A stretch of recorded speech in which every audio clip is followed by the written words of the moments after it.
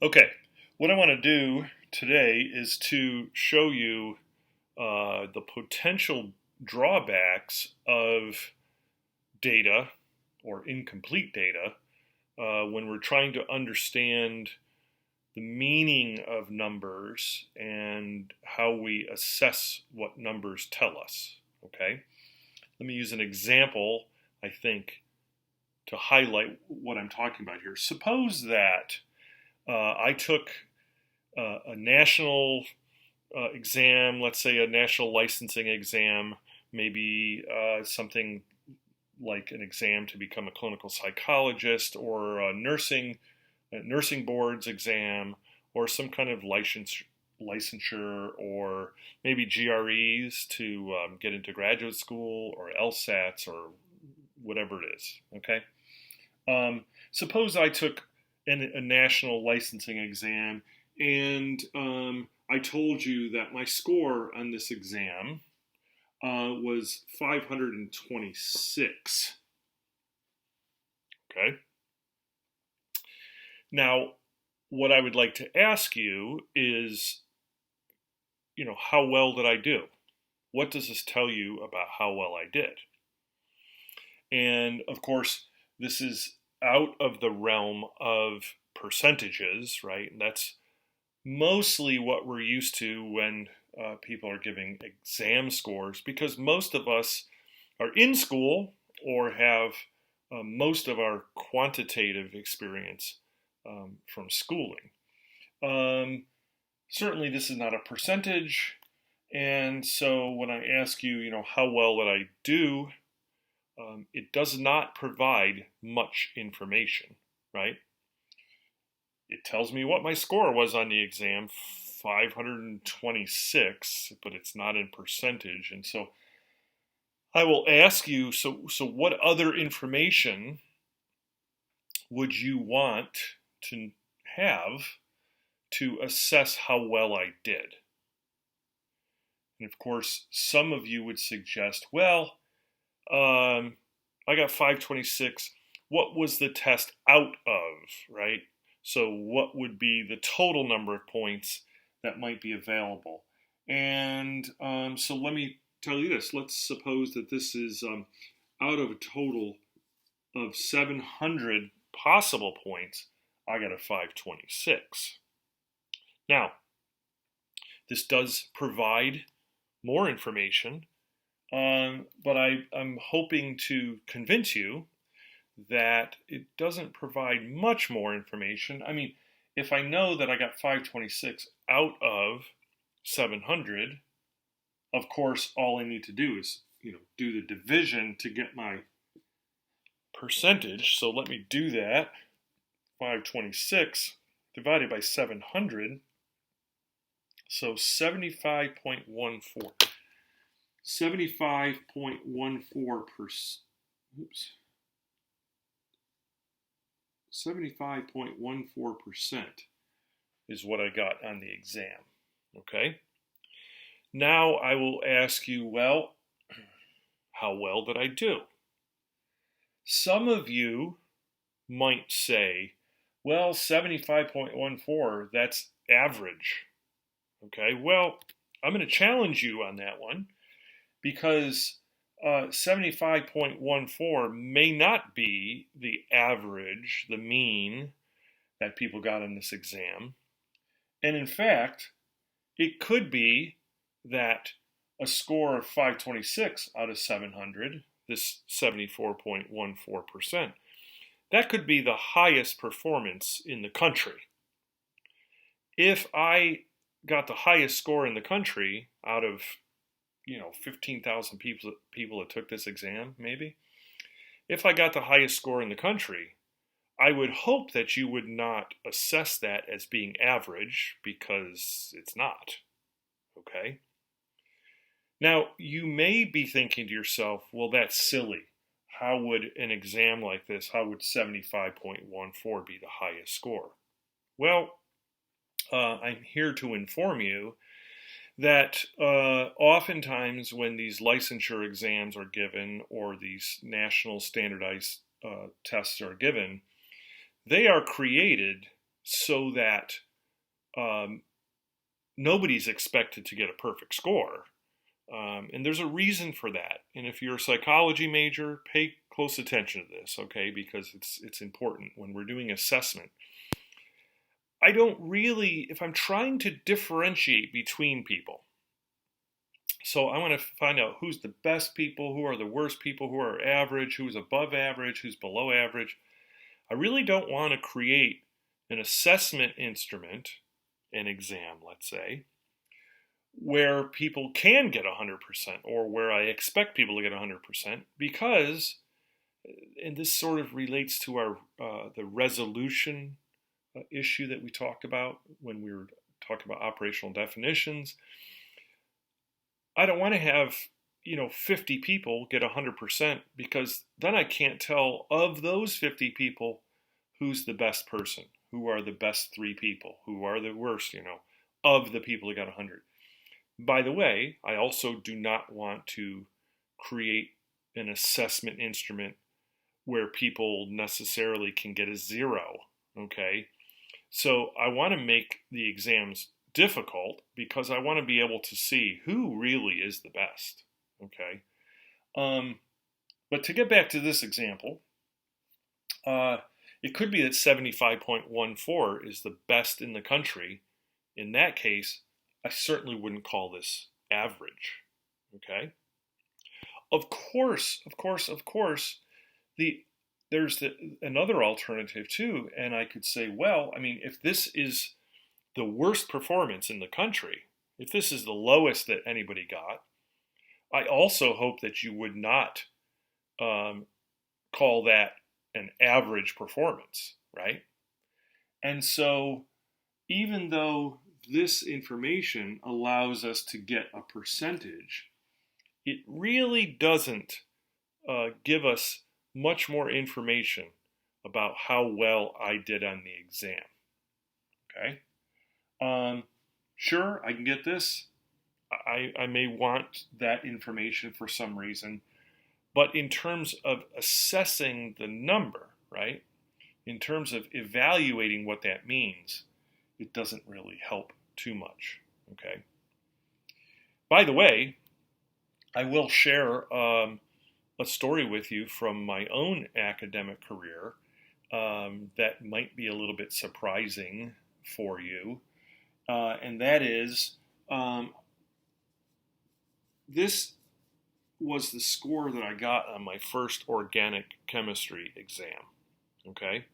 When I took organic chemistry, this was my percentage on the first exam. And I went to every class. I did not skip any classes. I read the chapters very carefully, probably read them twice like I usually do. And I studied like crazy for this exam. And I got a 38%.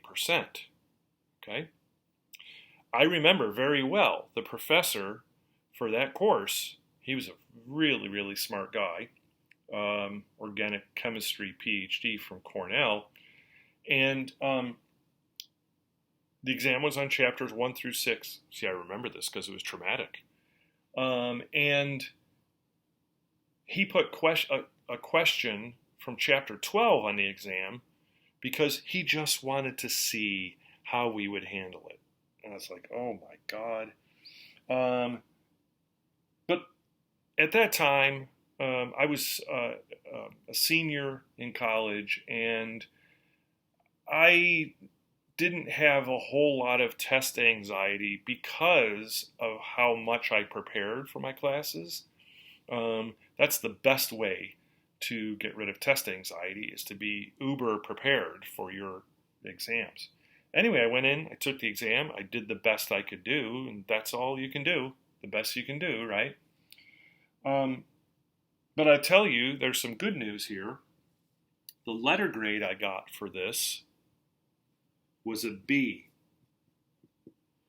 Okay? Now, some of you are thinking to yourself, how could that be? A 38% is an F. No. A 38% is not an F. An F, and you can read this on your syllabus too, the letter grades are descriptive. and that is an F means you fail. A D means you're below average, but you passed. A C means average. A B means above average. And an A means excellent, should be way above average. The professor gave me a B for a score of 38. This is a true story. What does that mean? Well, B means above average. And so 38% on that organic chemistry exam was above average. In other words, he was grading me relative to the rest of the class. And I really wish, for the sake of completion here, that I had the average for the exam for that class. But let's say the average was a 29%, right? Well, if I get a 38%, that means I'm above average, and B means you're above average, okay?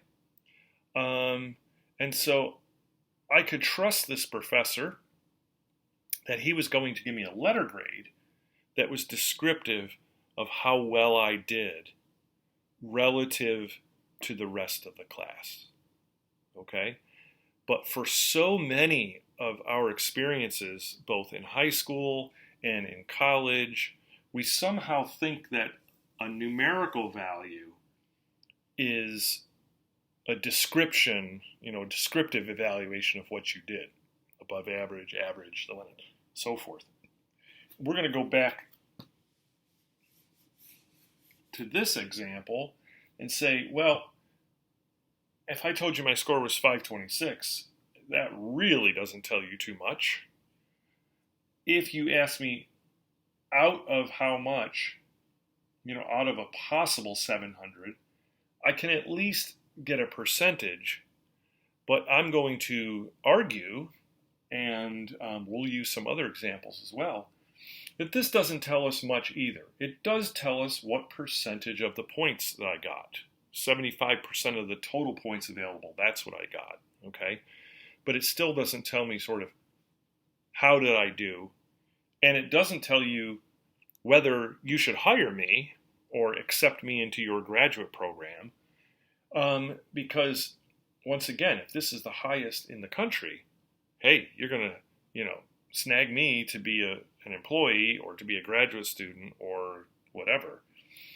If I did the best in the country, that's pretty impressive. On the other hand, if I did the worst in the country, I would hope that you wouldn't call that average, okay?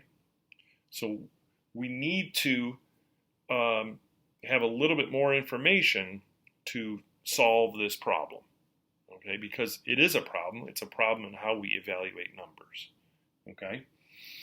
And so the question really is, well, how did everyone else do? Did you do better than a lot of people? Did you do worse than a lot of people? Are you truly average? Okay. And so I want a number that tells me, how did everybody else do? And of course, we have this information. That is, we've been talking about descriptive statistics. And I'm going to say, well, how did everybody else do? If the distribution is normal, which we're going to assume it is in this case, if that is not a correct assumption, then we know that we need to do something else. But we're going to assume it's normal for a couple of reasons. Normality is ubiquitous, and also it's when you have large tests of that many people, you typically will get something that looks normal. So I'm going to say, well, how did everybody else do? Well, we know that value, and that is the mean, okay? That's our gold standard for measure of central tendency. And so if I said the mean for this exam was 429, for example, well, at least now I can say I performed above the mean, okay? I'm above the mean.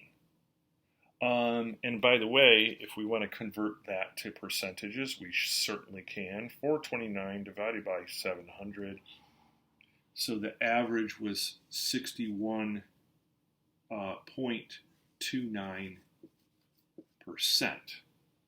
Okay? Now again, before you balk at that, I don't know if that's typical or not. I would assume if it's the MCATs for medical school or the LSATs for law school, I wouldn't be surprised if the average was that low. Okay?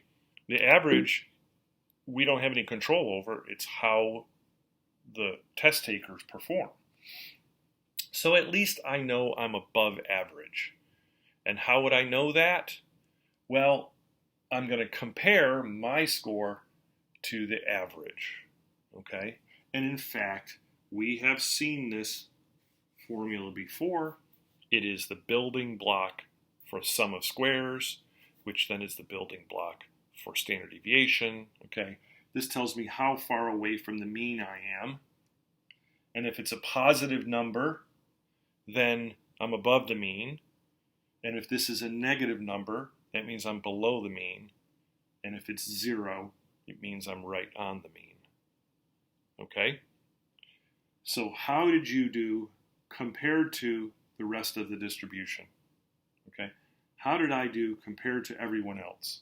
This is a descriptor, a global descriptor of how everyone else did. That is the central tendency for the entire population. Okay? So right now I know I did above average. Is it a B? Is it an A? Okay. And maybe it's not far enough above average to even get to the B level, but I certainly shouldn't be given a D. I certainly shouldn't be given an F. So I did okay. Obviously not the highest in the class. Well, I shouldn't say that. I mean, it still could be the highest in the class, I suppose. But we'll talk about how we can assess that as well. Okay? So, converting to percentage doesn't really help evaluate my performance. It tells me a little bit more, the percentage out of the total. But this, which is also called what? The deviation score, right? How deviant am I? If this number is positive, that means I'm above the mean. If it's negative, that means I'm below the mean. But let's use an example that may be more relevant to your life, and I'll show you some of the problems with how we assess performance in a collegiate environment. Okay, let's do this. Let's say we have a class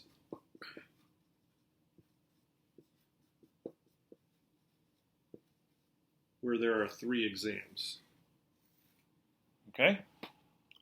And let's put in some possible outcomes. Let's say that we have an exam where your score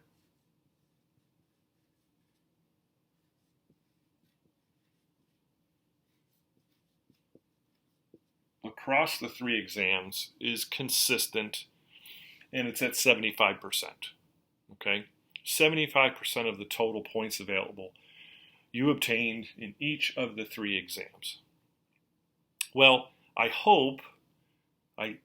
certainly hope that that example we just covered makes you wonder if having just this information alone is sufficient to make an evaluation in terms of what grade you have. Okay?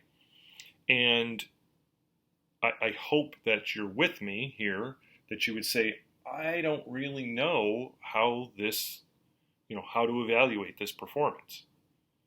Please don't slip in to a very sort of comfortable kind of a thinking where you think that this is average, this person gets a C, and that's how it works for the semester.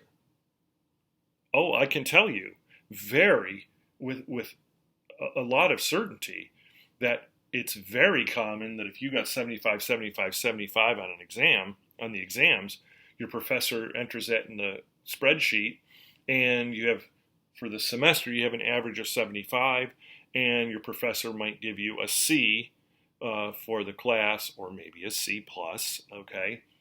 And they would feel comfortable with that, and you would think that that's reasonable or expected. And I'm like, wow, okay. Just because this happens a lot doesn't mean that it's a good evaluation. If you assume that the class average was somewhere around 75 for each of the exams, and you got 75 for each of the exams, and a grade of C means average, then it's reasonable that 75, 75, 75 would give you a C for the course. But, and if you play the videotape back, you'll hear this. If you assume that to be the case, then perhaps that grade is reasonable. But what if your assumption is faulty? Well, one of the things that we should do here is we should ask the question, well, how did the rest of the class do? How did the rest of the class do? And we know that this descriptive statistic will be helpful in identifying how the rest of the class did. Once again, we are going to make an assumption of normality. And as we move on, we're going to sort of guarantee that assumption when we use something called the sampling distribution of the means. But for now, for the sake of argument here, we will assume that these distributions are at least normal. Once we get out of that assumption, then we shouldn't even use the mean. If we have a skewed distribution, we should probably use the median. But that's review. But we're going to assume normality here. Let's suppose these are the means for the 3 exams.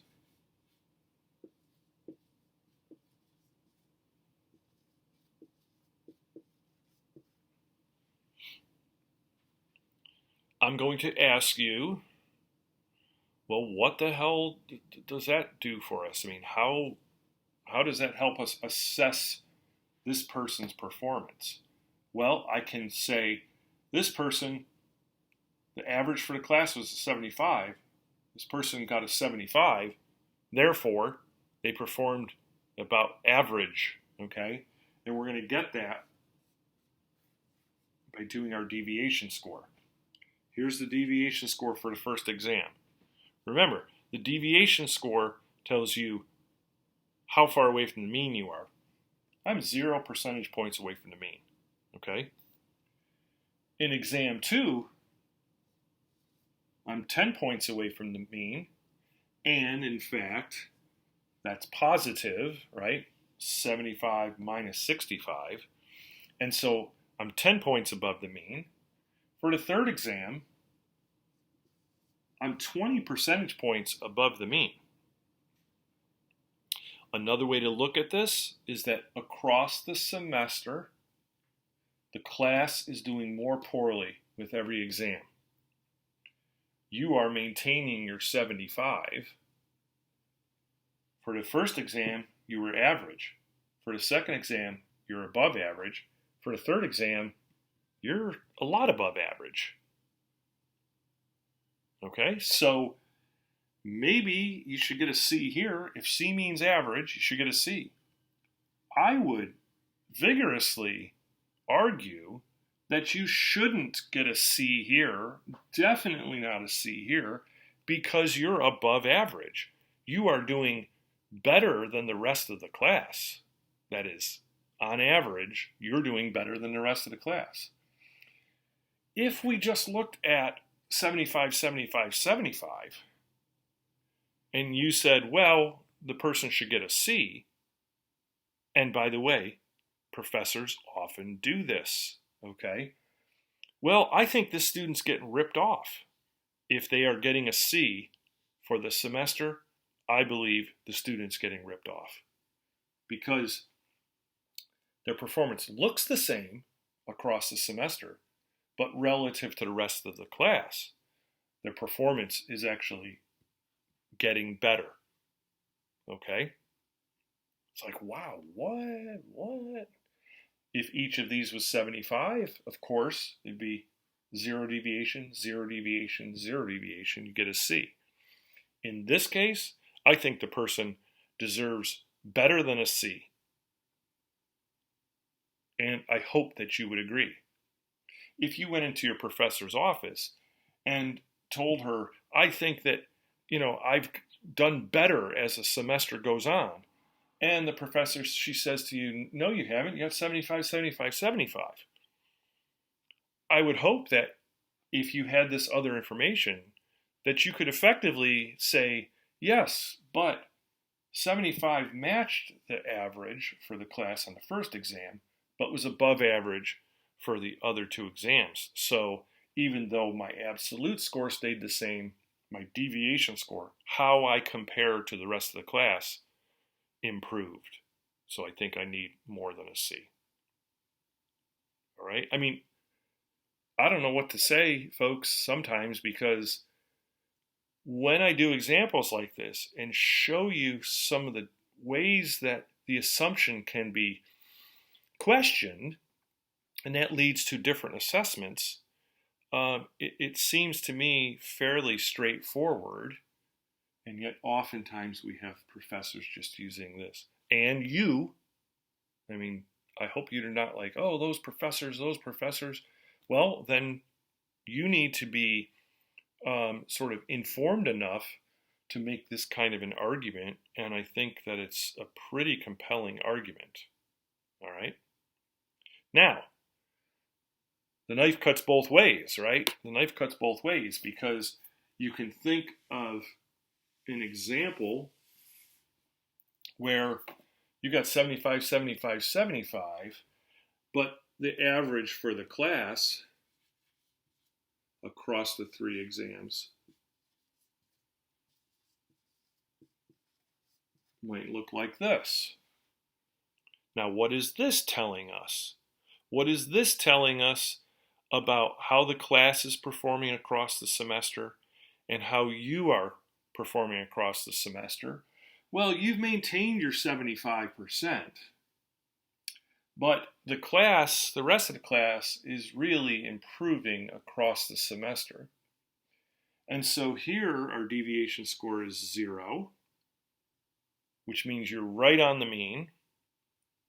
And of course, by the way, just as a reminder, the numbers are not ever going to be this clean, and but the concept still works, okay? I'm using these examples, these numbers, because I hope that they highlight the problem and allow you to understand what's going on. Once we develop a remedy for some of these problems, here's one, okay? Then we can put in all sorts of numbers. So your grade might be 72 and 81 and 64, and the average might be 63 and 72 and 59. I don't know, whatever. This still tells you whether you're above or below the mean or right on the mean, this deviation score. So this is what's going to help us assess how well you did on the exam. We certainly can't get that information from exam scores alone. So let's do the rest here. In this case, you're below the mean by 10 points. In this case, you're below the mean, that is, you're below the class average by 20 percentage points. This I could give a C to, if C means average. In this case, certainly it's not a C. You are below average, and below average, whatever that means. Is this a D? Is this an F? Is it a C minus? Okay, but you're below average. You're below average here. Now, if your performance in a class ends up looking like this, and the professor gives you a C, I would be quiet, because I think in this case, getting a C would have been a gift. Okay, so you have to be careful, because you're below average on two of the exams, quite a bit below average here. The other way around, And the reason I use that as my first example is because I don't want people to sort of get their defenses up, because the last time I said, well, you deserve more than a C, and people are like, yeah, that's right, I deserve more than a C. If I start with this example, I think sometimes people get their defenses up, and like, I'm just making these numbers up, folks. This is not you, and these are not the class's scores. I'm trying to identify some of the problems and one of the remedies, okay? Now, if you make this assumption, and this could be reality too, right? I mean, this could be the reality, but if you make this assumption, there's 0, 0, 0, right, for your deviation score, and yeah, I mean, wow, this has C screaming, right? Because if C means average, and that's what we use, most institutions, C means average. C doesn't mean failing, it means average, okay?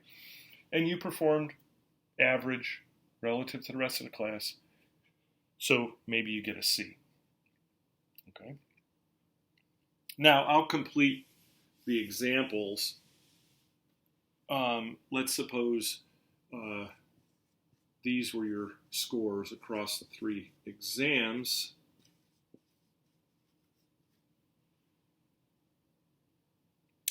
If and you're improving across the semester. You're improving across the semester.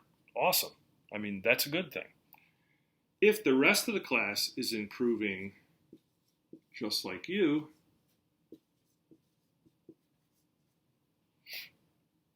your deviation score, 0, 0, 0 in this case, okay? And so you're really performing average work relative to your peers. And so you probably should get a C here if that letter is indicating average performance. Now, people really don't like this, okay? However, I would caution you as a student, especially, that I think too often we get into sort of this teacher and students and how am I performing and this. When you graduate and you're applying for jobs, it doesn't matter if you have a B plus application and your GPA is a straight and a strong B plus, because if you're competing with 2 or 3 other applicants who have straight A's and are above average and above you, they are going to be hired above you. That is, an employer is not looking to grade every one of the applicants. They're looking for the best applicant. And this is the harsh reality. And I don't know, education can get kind of weird. I mean, it's good because you can take my statistics class, everybody in the class could get an A. I would love for that to happen, okay? I would love for that to happen. But people sometimes get this false sense of security that if I get an A, then I'm the best.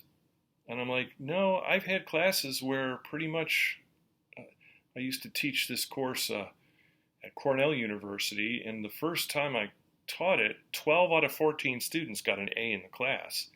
But if I'm an employer, I'm not going to hire 12 people. I'm going to hire one person, and that is who is the best, who has the highest deviation score. Okay, so just,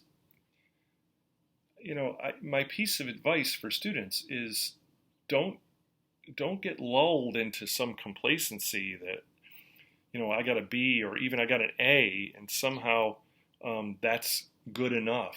Because if you apply to graduate school or law school or medical school or an employment, they're going to have 20 applicants, 100 applicants, 500 applicants. They are looking for the best, okay? So anyway, I'm going to use another example here. Bring us back to like sort of liking this system, suppose that these are your scores on the 3 exams. Oh boy, wow. I hope you get a D, and I hope you pass this course, right? Because 75, 55, 45, holy cow. I hope you understand now that that's kind of a silly thing to say without having this information. Because if these are the test scores,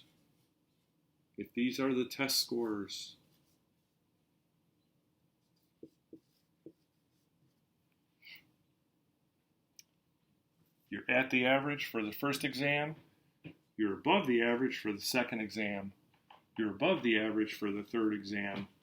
In fact, if you have these scores in a class where these are the averages, you absolutely should get at least a C.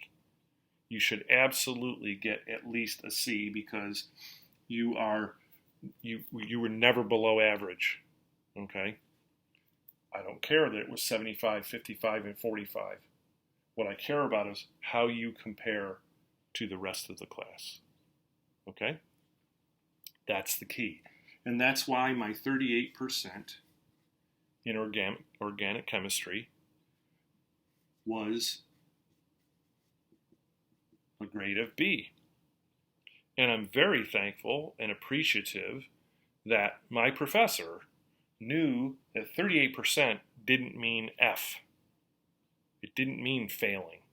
38% has to get compared to the average for the rest of the class. And so I got a B. Now,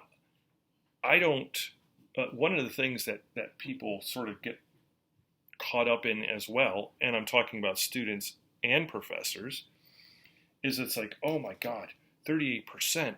Oh, that test was no good, and blah, blah, blah, and so on and so forth. I'm going to give extra credit, or so on and so forth. And people say, well, I'm going to curve the exam by adding 50 points to everybody's score, and that would mean I got an 88%, and then that's a B. Well, that's kind of silly, folks, in my opinion, because I didn't get 88% in the exam. I got 38%. To do this kind of procedure, and by the way, no statistician would call this a curve. This is not a curve. It's just adding points to everybody's performance. You're just moving that curve, but it's not truly a curve in statistical parlance. It just makes people feel better. I'm good with the professor giving me a B with a score of 38 because that means this was above average. Okay, that's all that means. This was above average. So I don't care if it's 38, 88, 72, 57, it just doesn't matter.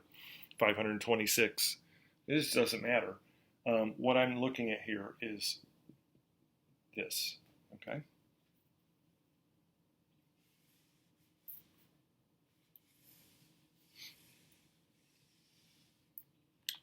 So let's do another example here. I'm using these examples because all of these outcomes are possible outcomes for the individual and for the class, right? And I'm trying to change one thing at a time to highlight the concept that we're after, okay? But let's do this.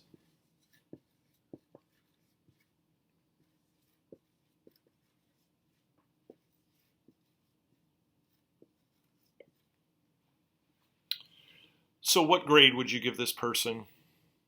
And I'm assuming and I'm hoping that everybody will say, well, I don't know what grade I would give that person because I don't know what the average for the class was. And if you say that, I'm like, oh, yes, you're with me, okay? Traditionally, of course, 85, 85, 85, the person would expect a B or a B plus or whatever, okay? But you are now more sophisticated than average, right? Than what's traditionally done. because you know that we shouldn't make an assumption. I mean, if we have 75% here, 75 and 75, well, if we make that assumption, then of course my deviation score is plus 10, plus 10, plus 10, okay?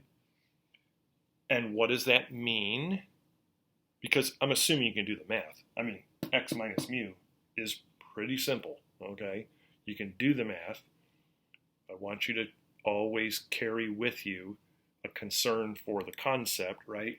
What we're saying here is, I got an 85. The average of the rest of the class, I mean, you're included in there, the average for the class is 75. So I did above average work. Rest of the class, the average was 75. I got an 85. I did above average work, above average work. In this case, then, perhaps a B is the appropriate grade, right? The appropriate assessment, the appropriate evaluation. Because, by the way, we're going to move on for sure, get away from grades. We're going to move on. Sometimes people are so mired in grades, grade, and school grades are the only numbers that people are familiar with, and that's a sad thing in my mind, but we'll move on from there. Anyway, above average, okay, cool. Very good. But I have yet another little fly in the ointment here, a possible problem, because what are our gold standards for describing a relationship, a distribution? Well, we want to do a measure of central tendency, okay, the mean, the median, or the mode, although remember the mode, the mean or the median. The mode can be very fickle, and I'm not even sure it should be called central tendency, but skewed distribution, maybe we should use a median. But for normal distributions, we'll assume this is normal. We'll use the mean as one of our descriptors. But another descriptor of a distribution of data is variability, okay? And we talked about standard deviation as the gold standard. We could certainly use semi-interquartile range. But if we have a normal curve, mu for central tendency, average, mean, and sigma for variability, I'm going to pose a question to you, and that is, suppose that our variability for each of these distributions is not the same. Okay, suppose that the standard deviation for the first class, for the first exam, was 10. The standard deviation for the second exam was 5. And the standard deviation for the third exam was 3. Would that change your evaluation of this person's performance? And by this person's performance, I would say, yeah, they're 10 points above the mean for each of the exams. They performed above the mean for each of the exams. Would inclusion of standard deviation change how you interpret this performance? That is, how you interpret the above average performance here. And the answer is yes, it really should influence how you interpret these performances. The answer is it absolutely should. I'm going to end this videotape posing that question again, but not would it affect your assessment, because the answer is it absolutely should affect your assessment, your evaluation of this person's performance. But I'm going to pose this question. How would these numbers help us evaluate how this person did. So I want you to think about that for a little bit. And the key here is understanding the meaning of this, the conceptual meaning. I'm going to leave you with that question, and we will pick up on that question in the next videotape.